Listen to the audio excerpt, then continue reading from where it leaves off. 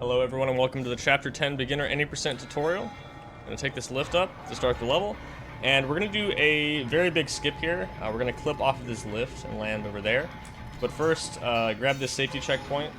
It's right where this red tape is, this line. So once you run over that, you can reload and put you back by the lift. So we're going to do this at 19 FPS using either Bandicam or Rivituner. So far I've been trying to show alternative options and things to not use any FPS toggling if you're not interested in doing that for your first runs. So I am going to link in the description of this video a version of this you can do at 30 FPS with VSync on. But if anything, I would really recommend using the toggling for this trick. Like if you had to pick one, it would be this one, because doing this one at 30 is very obnoxious and pretty difficult, and the lower FPS version is significantly easier, so I would recommend trying it. But anyway, so I'm going to show you that version now. So we want to walk all the way against the edge of the lift here, look all the way down, and something like this angle, basically just straight on. You don't want to like do this or this to the side. And then we're just going to tap left until we sort of get bonked on the lift panel. And once he pulls his gun in, that's about where we want to stand. There is a bit of a range left and right where we can go, but the idea is we're going to interact with this, run backwards, and when we hit this corner, we're going to turn. And we want to turn towards about there. We want to land on the ramp, this slope here. We don't want to angle to this way. We want to be more this way. Because if we go more this way, we might be hitting it further down here, and there's a chance you could slip off and fall. If you want to be a little faster, you don't have to walk all the way up here first and then do this whole thing. You can kind of just walk up to the panel here and then do it. But yeah, if you want to be safe, do this. Tap left until his gun comes back like that. I'm going to turn on my 19 FPS bind. I'll link the Rivituner tutorial actually in this video as well, just in case you haven't set it up before. Bandicam also works, very straightforward to set up as well. But so here's what it looks like. We're going to interact, run back, and then once we hit the corner, we're going to turn this way. That's about the angle we want, and we land here. So I'll do it a few more times. Again, I don't want to angle too far. I can show you what happens if you do that. So if I angle too far this way, you can fall down like this, which is really slow, because you got to reload. So we do this again. Interact, run back, turn this way. And there we go. I usually run back for a little bit too, just to make sure I actually get all the way up here so you don't slip off again. But alright, so now we're out of bounds and we can just run this way. Make sure to stay here, don't go in there, you'll get stuck, have to come back if you do that. So this area is very dark. I do have my gamma cranked up a little bit, so hopefully it's a bit easier to see, but I'll use the flashlight to explain where we're going here so you can see. Alright, so we need to land on that ledge down there. So the way I usually do this is just run straight into this wall here, and then you're basically going to go left to start falling down, and then turn back right and try to land on the ledge, basically like that. So you're falling down a bit, and then landing on the slope there. So if you don't turn left enough, like that, you won't get on. So if you get this, where he's just running down, that means you're not turning left enough first. So you turn left far enough that he actually lands like that. You could, I guess you could even kind of aim first and then do it, but I usually find it's better to just do this and then kind of do more of like a flick like that. And then yeah, the turn back to the right is just so you don't fall off, because if you keep going this way, you're gonna fall down here. So let me just teleport back up here. All right, so yeah, you run into here, flick around, land here, and run this way. All right, so now we're at the last like big part of the skip. Go down the ramp. We're gonna find this wall here, and we're gonna try to inch around this corner here. So I'm gonna approach the wall here, kind of getting close to the edge. I'm gonna look all the way down. I'm gonna keep inching here until you see there's like a little beam of the flashlight here.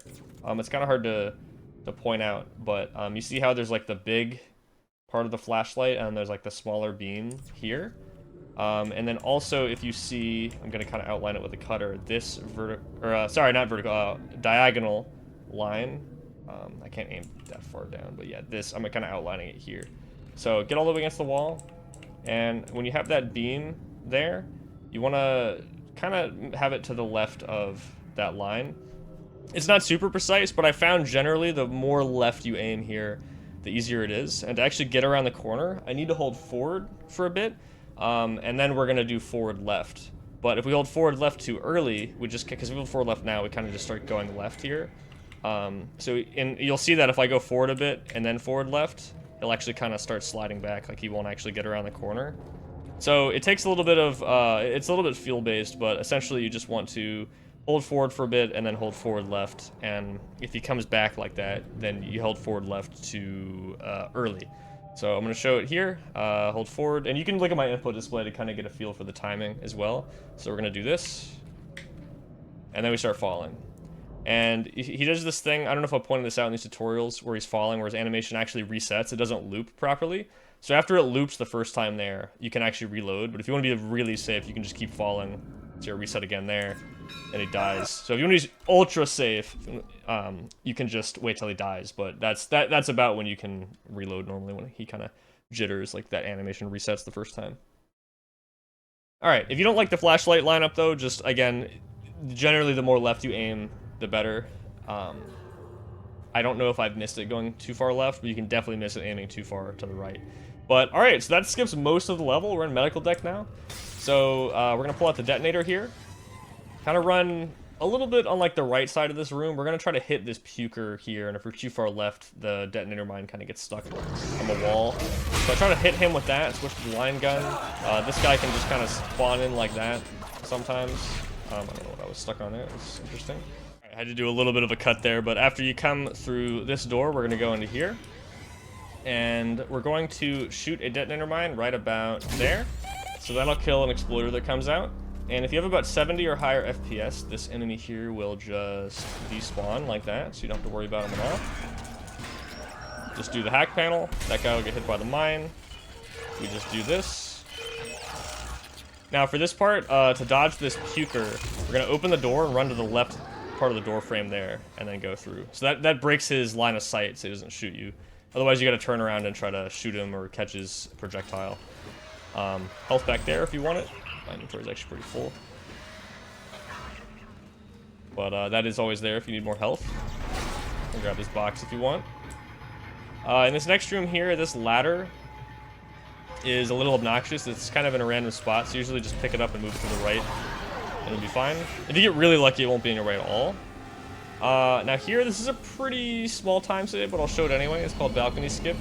So normally you're supposed to run over there, you pull this, run over there, all the way around, pull it back, and run across. But if you use kinesis just before you get on the lift, you can grab it and kind of walk yourself over there. I recommend actually holding down your kinesis button, so that as soon as you aim, the kinesis comes out. It makes this a little easier. So just hold the kinesis button down right before I actually get on the lift. I aim and start dragging it like that. And you can let go once this gets far enough you can get over. You can try, this saves a few seconds.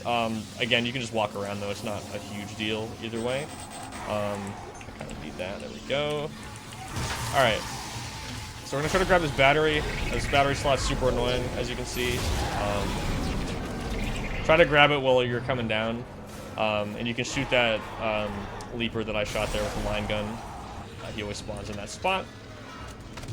Otherwise, we're just running through here. Just going through these hallways. Ammo drop there if you want it. Another ammo drop here if you want it, although this one we can grab while the door opens if we're fast enough. So you don't lose any time there. And from here we're just going to fly this way. And you want to just follow my path here. There's a slight time save. I don't even know when this got found, this part right here, but I remember we noticed you could just go around this. It's kind of funny. Instead of going all the way down around the left and the bottom. For this part here, so the 0G area ends right in front of the door, so you don't even have to land. If you just fly at this door and spam interact, you'll exit the 0G and open it a little bit faster. We're gonna run in here, watch this little hallucination. Alright, so now we're gonna try to run through this room and mostly avoid the enemies. So, you can use stasis or shoot the pukers here. I'll use stasis as an example. So there's 1, 2. This part you have to be a little careful because sometimes there's a stalker that runs by basically right where this guy is. So, I definitely recommend throwing stasis if you have it at this guy because that'll catch the stalker as well. I didn't get it here. But just as an example, you can stasis this guy.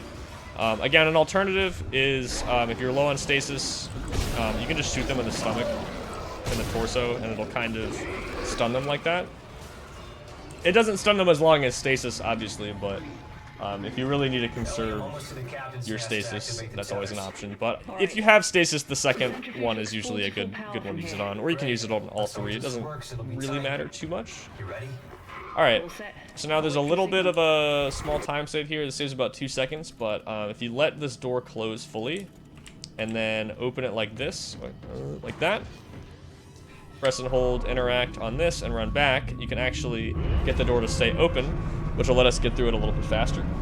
Be careful not to scroll to interact on this panel here. It will crash the game. That's why you need to have at least one button on interact, because you need to actually press and hold that input, not just spam it. And yeah, again, that'll crash the game if you spam it, so don't do that. Alright, so kind of aim like at this pod, and then look all the way down, because you want to run in a straight line and kind of hit the center of this pod here for this cutscene skip.